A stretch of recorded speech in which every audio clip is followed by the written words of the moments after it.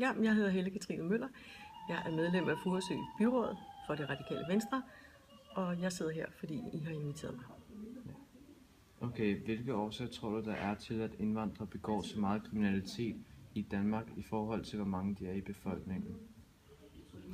Det tror jeg er et socialt spørgsmål. Altså, det er jo sådan, at jeg tror, der er mange indvandrere, der lever på en lavere levefod end så mange andre. Det kan man jo også se i statistikkerne. Der er mange af dem, der ikke har arbejde. I hvert fald, hvor nogen i familien ikke har arbejde, og det giver jo nogle almindeligt kendte sociale udfordringer. Og derfor så tror jeg, at når man har mange sociale udfordringer, så bliver man også nemmere kriminel. Og derfor tror jeg, at man kan se den bias i statistikken, som man kan. Jeg synes, Yahya Hassan har forklaret det meget godt.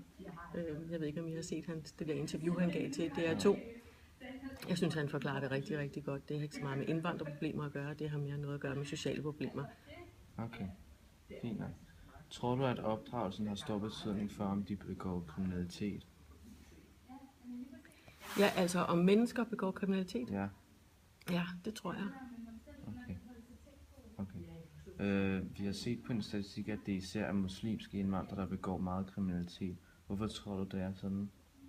Jamen, sagde den statistik noget om øvrige, altså indtægtsforhold eller arbejdsløshedsforhold eller noget som helst? Altså, der stod bare, at altså, det var sådan et kriminalitetsindeks, hvor der stod, at det var meget sådan de mellemøstlige lande og så de afrikanske lande, hvor der er mange muslimer, altså både religioner, og man siger, at det er muslimer. Okay, og så spurgte du om hvad? Om hvorfor du tror, at det er de muslimske lande, der især begår meget kriminalitet. Det tror jeg er fordi, at mange øvrige indvandrere er indvandrere, som kommer til landet, fordi de har et job på hånden. Hvor mange af de muslimske indvandrere er flygtet jo fra krig og ufred og kedelige forhold. Så det tror jeg, hvis man er, altså du ved, hvis man skal være forsker på noget, så er man hentet hertil. Det kan man lige så godt være fra Arabien, som man kan være fra Amerika. Men jeg tror bare, at det er derfor. Det er fordi, at når man er indvandrer fra de lande, så har man hyppigere sociale problemer, end man har, hvis man er indvandrer fra for eksempel vestlige lande, eller Kina, eller hvor man kommer fra. Okay. Altså de øvrige europæiske lande, jeg tror, at det ikke, altså europæere, tror jeg, er den største indvandrergruppe, vi har. Ja, men det er jo mest østeuropæere. Det skal så også lige siges, at der er også en del af dem fra Polen og de østeuropæiske lande, der også begår kriminalitet, men det er stadig mest de muslimske lande, der begår kriminalitet. Ja, og jeg tror, det er på grund af de sociale forhold. Jeg tror ikke, det er fordi jeg tror ikke på grund af islam, eller fordi man kommer fra et af de lande. Nej. Det tror jeg. Okay. Hvad tror du, man kan gøre for at få formindsket antallet af kriminelle med indvandrerbaggrund? God integration. Ja, så du mener, at de bliver ikke integreret ordentligt, eller de integrerer sig ikke ordentligt? Altså det kan vi jo se, at det er et problem, ikke? Altså, jeg lytter da især til, at der er mange indvandrere, der selv synes, det er et problem. At hvis de har det navn, så er det svært at få et job. Hvis de hedder Knud, så er det nemmere at få et job, ikke? Og der bliver, forventningen er, at det er problematisk, ikke? Sådan er det jo også, når i den politiske debat, der taler det, I snakker om nu, der taler vi om det som om, at det er et problem, ikke? Ja. Med alle. Ikke et problem med nogen, men det er gruppen indvandrere, eller fra Mellemøsten, ikke? Så er det den gruppe, man taler om, der er et problem. Ja. Og det tror jeg er med til at gøre det rigtig, rigtig, rigtig svært at blive integreret. Jeg har selv arbejdet i nogle andre lande, og jeg tror, at danskere bliver normalt ikke italesat som en problematisk borgergruppe her i et land, og jeg tror, hvis jeg var blevet det, så tror jeg det også, det havde influeret på min lyst til at lade mig integrere i landet. Ja. Så. Okay. Synes du, man kan tillade sig at smide indvandrere ud, som begår meget kriminalitet i landet?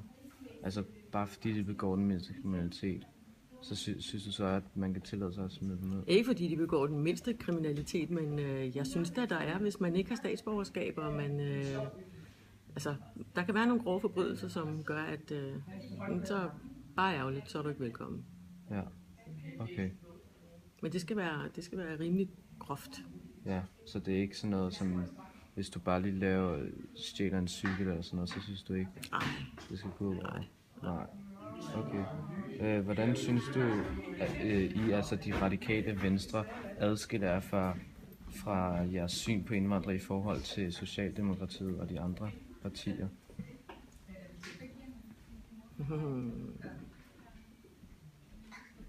Altså, jeg tror, vi er nok sådan et meget internationalt orienteret parti, ikke?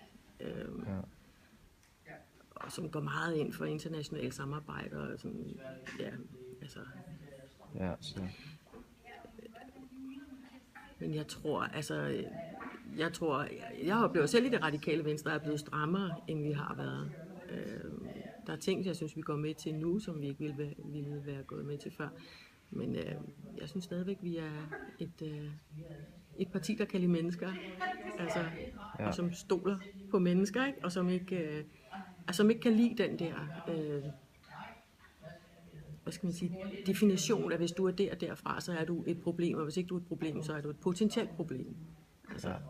det er ikke sådan en radikal retorik, og jeg tror egentlig heller ikke, at man har så meget i mange af de andre partier, men der er jo nogle partier, der har det. Men jeg tror, de fleste partier er begyndt at se lidt mere nuanceret på det. Ja, okay.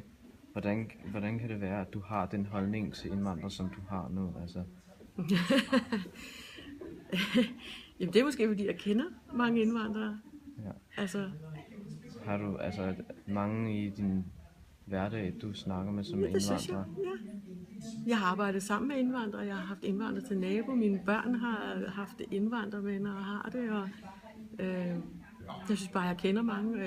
Jeg synes, der er nogle af de familier, som har haft virkelig, som jeg kender, som har virkelig mange udfordringer og meget modstand. Ja. Og som har klaret det helt fuldstændig fantastisk. Ja. Og det synes jeg, for mig er det en lige så stor sandhed, som at der er nogen, der ikke klarer den. Altså oven på de udfordringer, de har. Der er også nogen, der ikke har særlig store udfordringer. Jeg synes bare, de minder sig ret meget om os andre. Det synes jeg sådan set. Altså, jeg synes ikke, der er den der kæmpe store forskel. Nå, okay. Jamen tak for det, Helle.